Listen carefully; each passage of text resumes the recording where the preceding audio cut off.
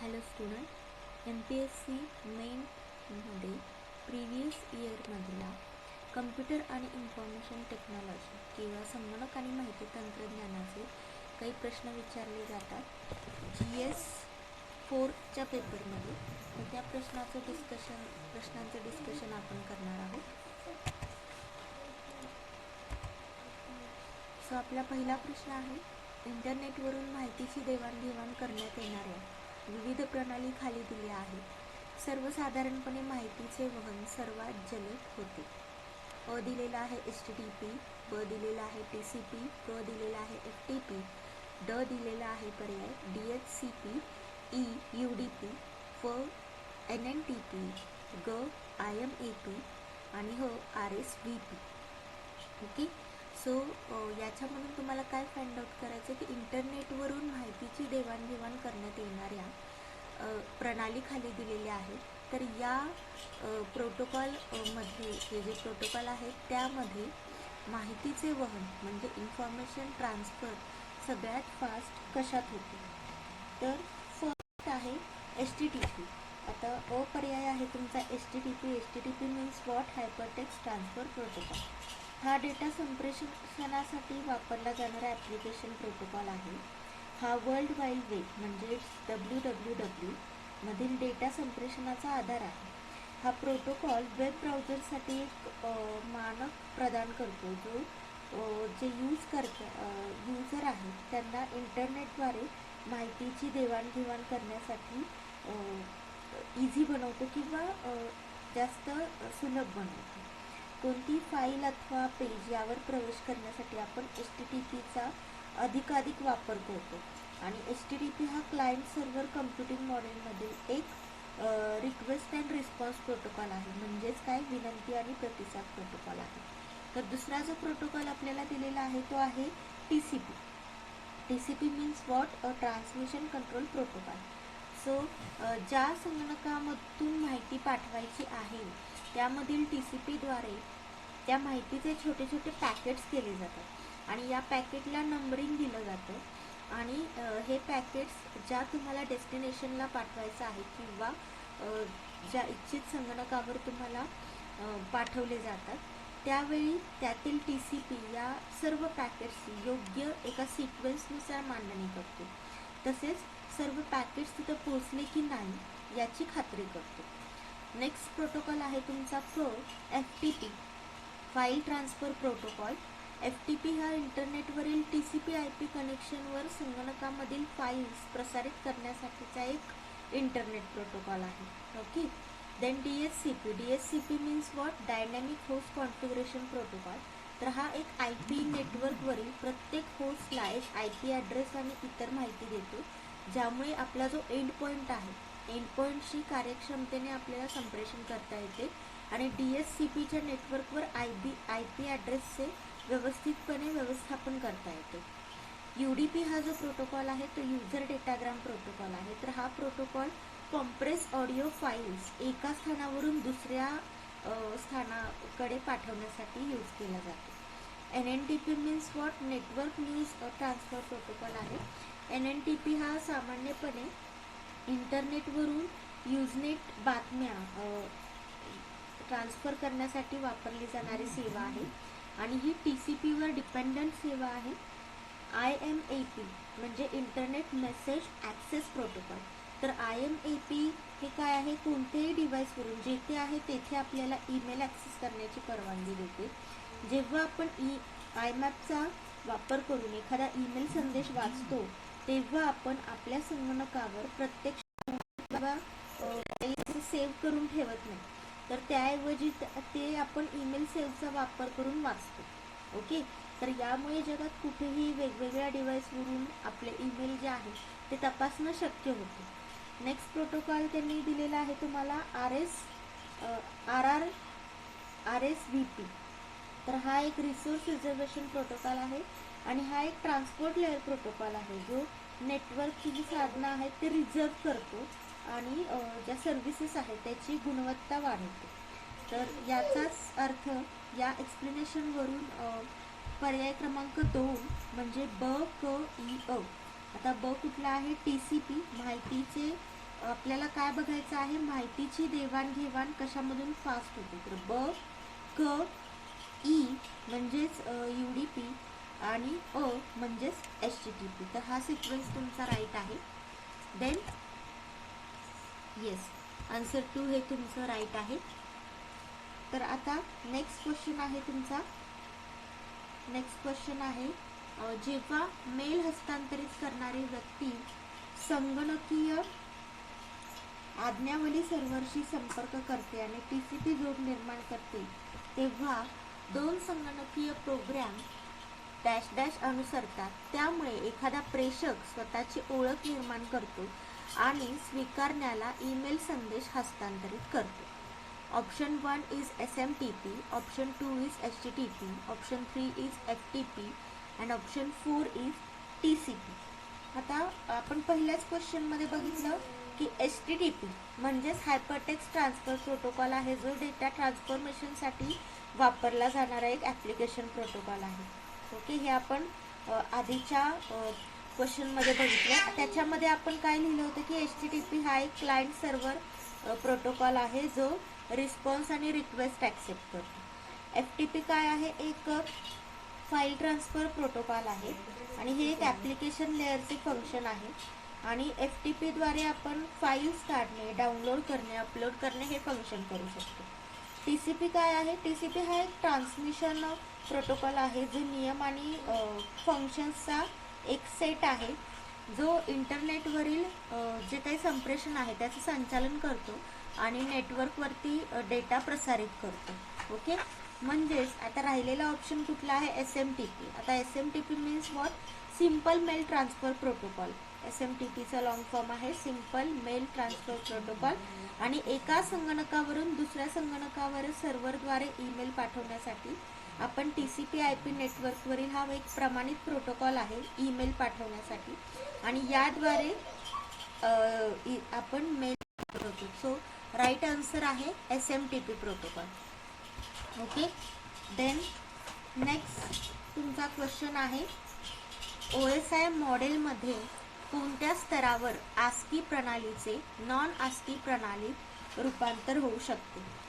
Okay, so अ आहे option data link स्तर, ब आहे ऑप्शन नेटवर्क स्तर, क आहे प्रेझेंटेशन स्तर आणि ड आहे सेशन स्तर. आता मराठीत जर तुम्हाला समजत नसेल तर याचं ट्रान्सलेशन थोडंसं इंग्लिशमध्ये सांगते. डेटा लिंक लेअर अ, ब आहे नेटवर्क लेअर, क आहे प्रेझेंटेशन लेअर आणि ड म्हणजे सेशन लेअर. आता कुठल्या स्तरावर म्हणजे कुठल्या लेअरमध्ये ASCIIचे रूपांतर म्हणजे ASCIIचं कन्व्हर्जन नॉन ASCIIमध्ये होतं, तर आता याचे ऑप्शन्स काय दिलेले आहेत, फक्त अ, दुसरा ऑप्शन आहे फक्त अ आणि ब, तिसरं ऑप्शन आहे क फक्त आणि चौथा ऑप्शन आहे क आणि ड. आता याचं राईट उत्तर आहे बघा 3 आहे क फक्त. तर हे राईट का आहे, तर OSI मॉडेल आहे. OSI stands for open system interconnection, is a reference model that describe how information from software application in one computer moves through a physical medium to the software application in another computer. Okay, and OSI model is developed by International Organization for Standardization ISO in 1984. Okay, so OSI consists 7 layers and each layer performs a particular network function. So which 7 layers are, that are physical layer. Okay, then second layer is data link layer, third layer is network layer, fourth layer is transport layer, fifth layer is session layer, sixth layer is presentation layer and seventh layer is application layer. Okay, so according to that only the option 3 is correct, because in presentation layer we convert ASCII into non-ASCII. Okay, now what is mean by ASCII? ASCII means what? American Standard Code for Information Interchange.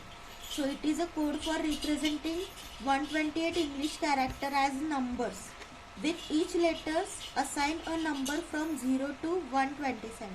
So most of the computers are use ASCII code to represent the text, which makes it possible to transfer data from one computer to another computer. Now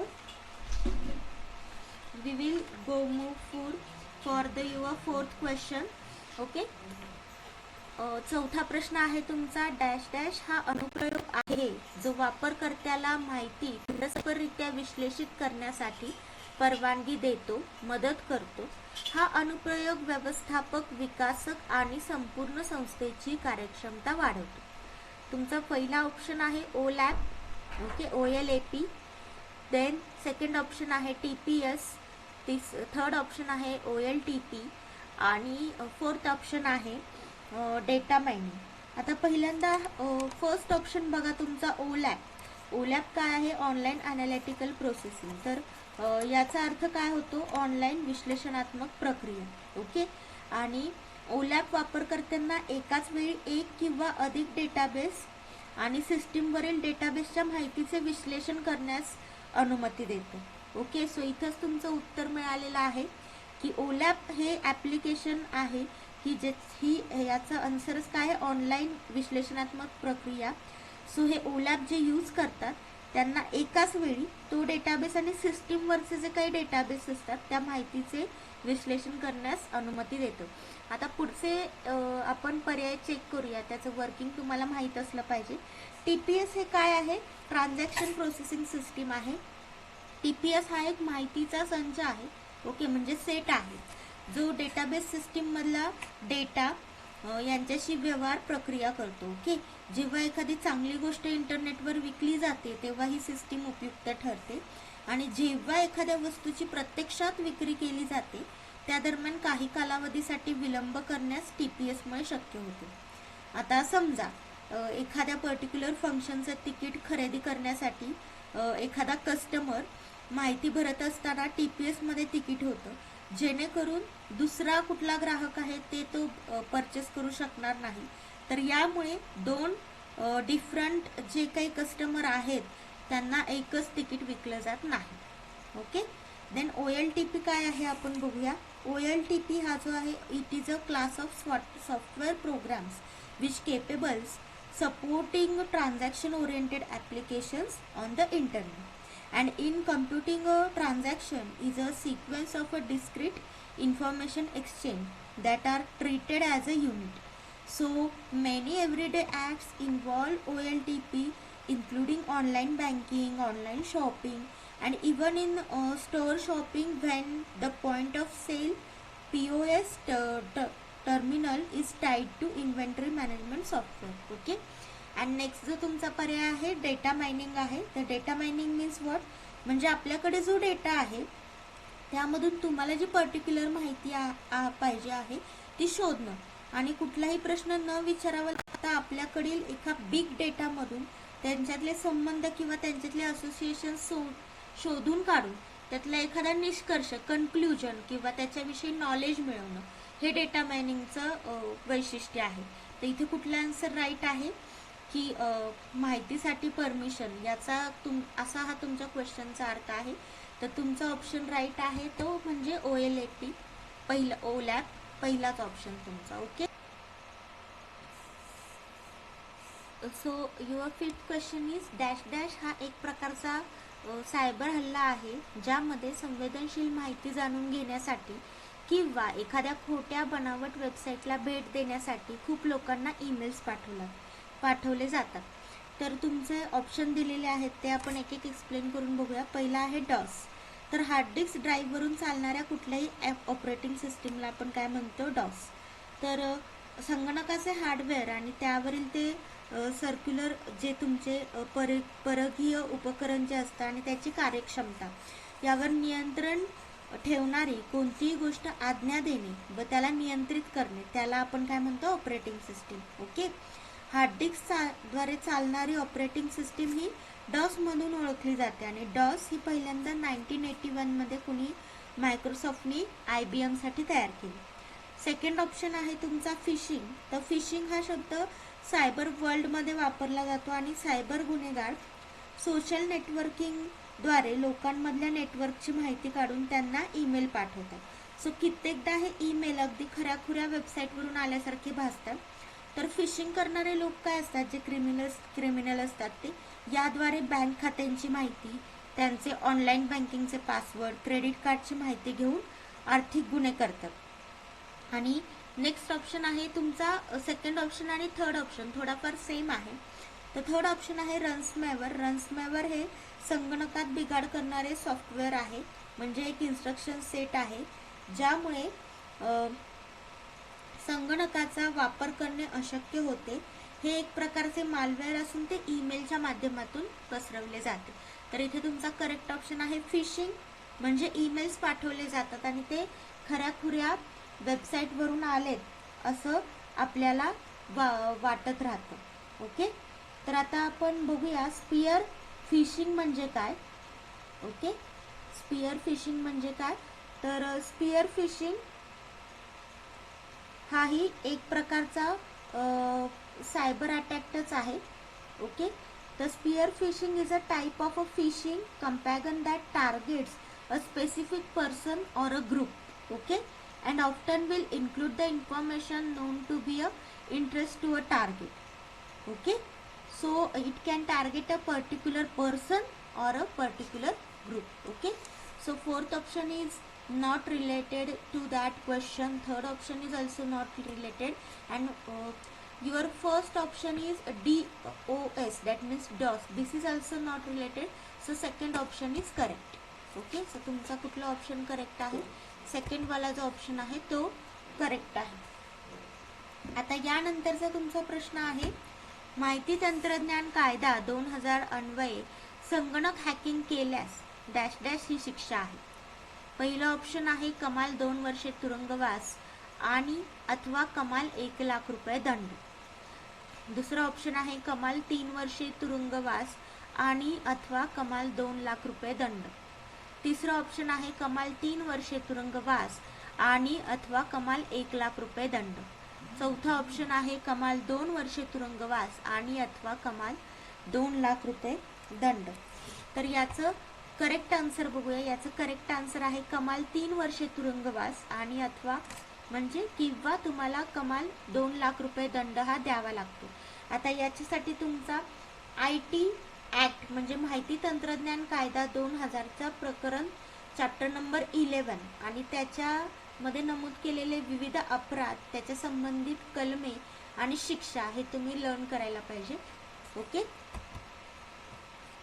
त्याच्यानंतरचा पुढचा प्रश्न आहे तुमचा ICMP चा प्रामुख्याने dash dash हा आहे. Okay, तर first option आहे तुमचा error and diagnosis function, second option आहे तुमचा ॲड्रेसिंग, थर्ड ऑप्शन आहे तुमचा फॉरवर्डिंग आणि फोर्थ ऑप्शन आहे तुमचा वरीलपैकी एकही नाही. ओके, तर पहिल्यांदा आपण पहिल्या 3 ऑप्शनचा विचार करू. पहिला आपण ICMP हा काय आहे बघूया, म्हणजे त्यानुसार आपल्याला कुठला ऑप्शन 3 मधला किंवा 4 मधला करेक्ट आहे ते कळेल. ICMP means what? It is a internet control message protocol. Okay, and ICMP is a error reporting protocol network device like a router.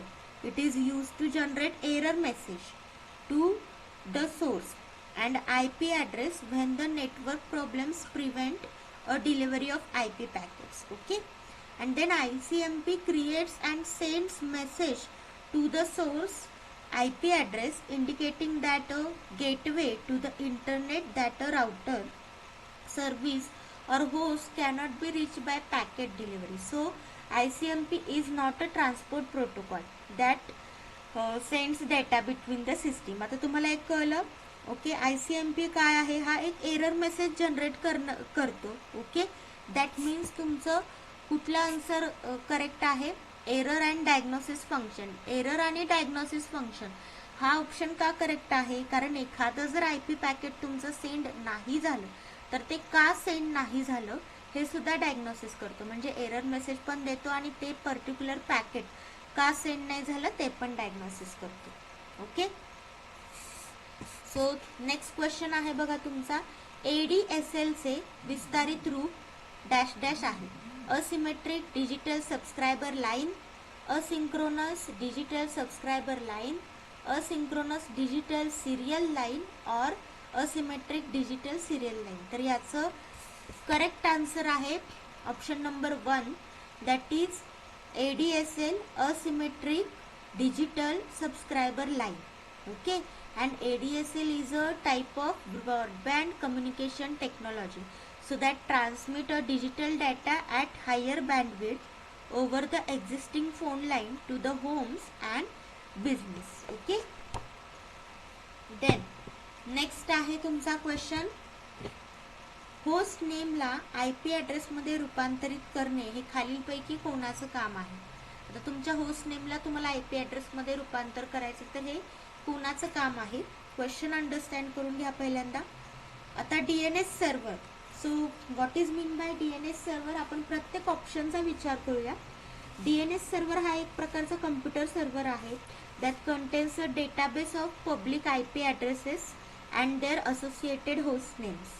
Okay, and in most of the cases it serves to resolve or translate those name to IP address as a requested. So DNS servers run a special software and communicate with each other using the protocols. Then next option आहे तुमचा hub. Hub is a common connection point, म्हणजे LAN मध्ये मग तुम्ही जो hub use करता that is called as hub. Okay, switch सारखा एक पॉइंट असतो. DHCP, Dynamic Host Configuration Protocol. Okay, so DHCP server is a network server that automatically provides an assigned IP address, जो automatically IP address assign करतो default gateway and other parameters to client devices. Client डिव्हाइसेसला default gateway and network parameters जे आहे ते send करतो. Then आहे तुमचा fourth option आहे फायरवॉलचा ऑप्शन आहे. Firewall is a network security device monitor incoming and outgoing network traffic and decides whether to allow or block specific traffic. Okay, so या सगळ्या ऑप्शनचा विचार करता हब तर बसत नाहीये, DHCP पण बसत नाही कारण तो IP ॲड्रेस असाइन करतो. फायरवॉल पण बसत नाहीये, ठराविक डेटा फिल्टर करतोय हा. सो DNS सर्व्हरमध्येच आपण काय करतो की ते होस्ट नेम आहे त्याला IP ॲड्रेस मध्ये कन्वर्ट करतो. ओके, देन तुमचा लास्ट क्वेश्चन आहे ERP याचे संपूर्ण नाव काय आहे. तर extended research program is your first option. Second option is enterprise resource planning. Third option is employ resource process and fourth option is enterprise research planning. Okay, तर आता याचं करेक्ट आन्सर बघूया. करेक्ट आन्सर आहे option number 2, enterprise resource planning. Okay, तर हे एक व्यवस्थापन software आहे, म्हणजे this is a software and this software is used for data collection, म्हणजे तुमच्या क्लायंटचा जो डेटा आहे तो कलेक्ट करण्यासाठी, म्हणजे संग्रहित ठेवण्यासाठी, व्यवस्थापित करण्यासाठी या सॉफ्टवेअरची मदत होते. आणि अचूक राईट आणि रिअल टाइम माहिती देऊन सॉफ्टवेअर प्रशासकीय आणि ऑपरेशन खर्च हे कमी करतो. सो ERP सॉफ्टवेअर आपली जी संस्था आहे त्याला मोर ट्रान्सपरन्सी आणि मोर पारदर्शकता प्रोव्हाइड करते. Okay, so thank you so much तुम्ही माझं लेक्चर ऐकल्याबद्दल.